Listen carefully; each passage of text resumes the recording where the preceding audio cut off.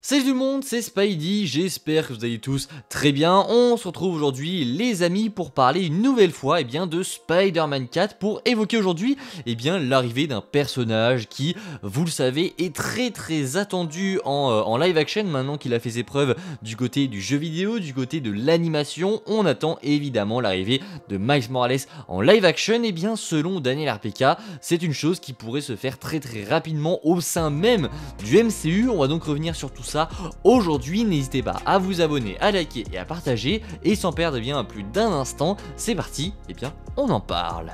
Donc on se retrouve, comme vous le voyez, sur mon Twitter pour évoquer un petit peu le contexte de ce Spider-Man 4, puisque vous le savez, c'est un véritable conflit qui a en ce moment lieu entre Sony et Marvel, puisque Sony de leur côté veulent produire un film qui aura donc un lien avec le multiverse, mais Kevin Feige et Tom Holland, eux de leur côté, aimeraient faire un film un petit peu plus street level, et c'était ici qu'on s'était quitté la dernière fois. Vraiment c'était un véritable feuilleton, il y a des vidéos quasiment tous les jours sur Spider-Man 4, puisqu'on a toujours de nouvelles rumeurs concernant le thème de ce film, mais on s'était quitté sur vraiment ce conflit entre Sony et Marvel. On n'a pas de nouvelles là-dessus, mais Daniel Richman est revenu hier pour nous parler de ceci. Et là on se retrouve sur le site du QG des Super, qui est un très bon compte que je vous invite à suivre, qui nous dit du coup que Miles Morales pourrait être introduit dès le film Spider-Man 4 avec Tom Holland. Donc c'est selon, comme je vous l'ai dit, Daniel Richman, qui est un très grand scooper pour le coup,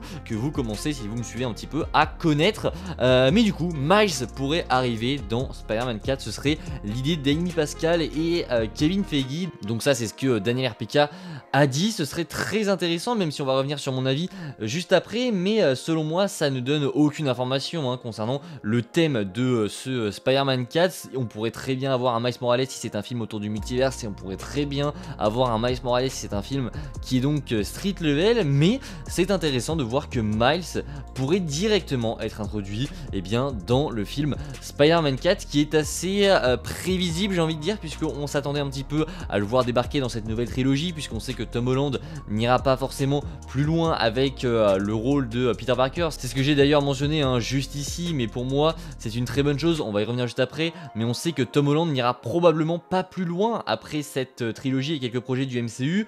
Donc pour moi, introduire Miles dès Spider-Man 4, c'est une très bonne chose. Je verrais bien une introduction un petit peu plus complète dans les autres films, mais ça, comme je vous l'ai dit, on va y revenir par la suite. Pour ce qui est donc de mon avis sur la chose, moi je trouve évidemment que c'est une très bonne chose de l'introduire, surtout si Tom Holland arrête par la suite de d'être tout simplement Peter Parker Spider-Man. C'est une très bonne chose de l'introduire dans cette trilogie, si on sait qu'après Miles pourra prendre la relève de Peter. Alors ça, faut que ça se fasse vraiment plus en douceur selon moi que dans les jeux. Faut pas que ça se fasse directement où il a ses pouvoirs et il devient Spider-Man, etc. Pour moi, on doit encore avoir quelques films solo avec Tom Holland et un Spider-Man 6 où on sera avec Miles en duo. Mais pour moi, dans Spider-Man 4, on aurait probablement une introduction de Miles, mais ça va être une introduction soit en scène post générique, ou alors vraiment à la fin du film où on le voit et on découvre que du coup Miles existe dans l'univers de Tom Holland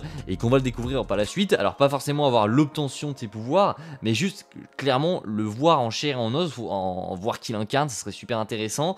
Et après dans Spider-Man 5, j'aimerais bien sûr qu'on développe un petit peu plus, qu'il rencontre Peter, etc.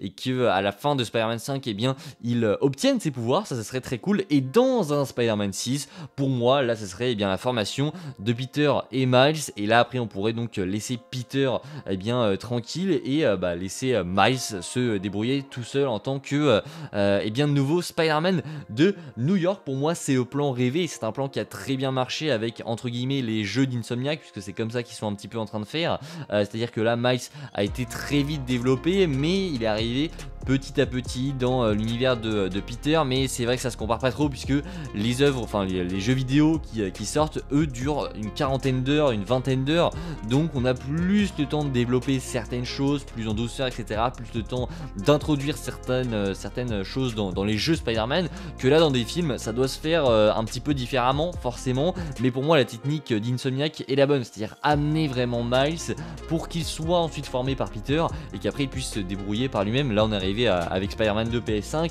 à un point où Miles peut être clairement le seul Spider-Man de New York, puisqu'il est assez puissant, assez mature pour être ce Spider-Man, et c'est ce qu'il faut faire selon moi avec le Peter Parker de Tom Holland et donc le Miles Morales de Tom Holland. Quoi qu'il arrive, et bien voilà, on arrive au terme de cette vidéo concernant Miles Morales. On ne sait pas s'il y a des projets véritablement qui sont en cours autour de Miles. Alors si, on sait qu'il y a un film live action, mais on ne sait pas si ce sera vraiment en lien avec les films de Tom Holland. Est-ce que ça va se passer du coup dans le MCU? Logiquement je dirais que oui, puisque si Miles arrive dans le MCU, qu'il est introduit dans Spider-Man 4, pour moi ça voudrait clairement dire bien qu'on aura les projets de Miles Morales dans le MCU, mais encore une fois là ce n'est que de la supposition. Je m'avance sur des choses que je ne connais pas, mais pour moi ça semblerait quand même assez logique. Bref, n'hésitez pas en commentaire vous à me dire ce que vous pensez de tout ça. Est-ce que ça vous rassure de savoir que Miles va arriver pour ce Spider-Man 4? Alors ça n'indique en rien ce qu'il va se passer du coup dans ce quatrième opus. Est-ce que ce sera un film autour du multiverse ou autour donc du Street Level? Ça on aura la réponse bien plus tard, mais ça donne quand même, c'est quand même une bonne nouvelle et ça fait plutôt plaisir de voir que Miles va arriver dans cette période où Spider-Man 4 est en plein conflit entre Sony et Marvel. Des petites bonnes nouvelles comme ça fait quand même plaisir. Je vous dis donc à la prochaine. Comme je vous l'ai dit en commentaire, vraiment réagissez, n'hésitez pas, j'ai très envie de découvrir votre avis un petit peu sur la question. Est-ce que vous vraiment ça vous intéresse de voir Miles, ou est-ce que vous voulez le voir plus tard, ou est-ce que vous auriez aimé le voir un petit peu plus tôt? Il y en a sûrement qui vont un petit peu râler pour nous dire que voilà, on aurait peut-être aimé un peu plus voir du Tom Holland tout seul, mais je trouve que ça pourrait être intéressant d'avoir Peter qui en gros reproduit ce que Tony lui a fait pour lui. En gros Tony a formé Peter et après Peter va former Miles à la manière de Tony Stark, et ça ce serait très intéressant. Bref, je sais que ça peut diviser, c'est pour ça que je vous demande beaucoup votre avis. Je l'ai demandé aussi sur les réseaux, mais je sais qu'il y en a plein en fait qui auraient aimé avoir vraiment beaucoup plus de Peter Parker Tom Holland tout seul, qu'il soit vraiment tout seul, qu'il se débrouille comme Spider-Man. Et il y en a qui ont l'impression qu'en fait avec la première trilogie il n'a vraiment quasi pas évolué et qu'au final on a vraiment connu aucune véritable aventure de Spider-Man en solo, puisque la seule aventure qu'on a connue c'est entre guillemets Far From Home, où il était tout seul même s'il y avait Nick Fury etc. Mais pour moi la seule véritable histoire qu'on a connue c'est Far From Home. On a aussi No Way Home, mais Homecoming c'est pas vraiment son film, c'est un film où il est très encadré par Tony, et c'est un petit peu dommage. Donc c'est pour ça que ça peut un petit peu décevoir qu'on n'ait pas une trilogie complète qui soit entièrement dédiée au personnage de Spider-Man. Ça peut décevoir, c'est pour ça que je vous demande votre avis évidemment. Voilà, je me suis un petit peu étalé sur le sujet, mais voilà, fallait que je vous donne mon avis. N'hésitez pas à me suivre sur tous mes réseaux, ils sont évidemment en description, surtout sur Twitter. J'ai sorti ma critique de Dune partie 2. Voilà, je vous dis à la prochaine, c'était Spidey, prenez soin de vous, n'hésitez pas à vous abonner, liker et partager, prenez soin de vous, ciao tout le monde.